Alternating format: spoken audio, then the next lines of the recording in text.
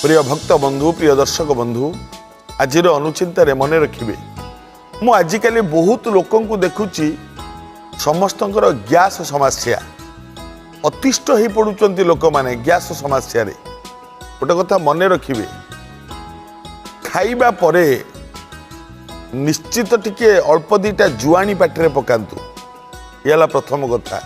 द्वितीय कथा प्रत्येक खाद्य डाली करंतु खेचड़ी करंतु जेकोनी जिनिस करंतु प्रत्येक खाद्य टिके हेंगू व्यवहार करंतु हिंगू हिंगू व्यवहार करंतु।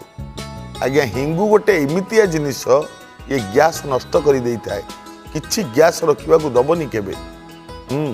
खाइबा परे टिके जुआणी पाटे पकातु एवं खाद्य प्रत्येक खाद्य हिंगू व्यवहार करंतु मासे करंतु आ गैस समस्या रहिबनी यह सत्य।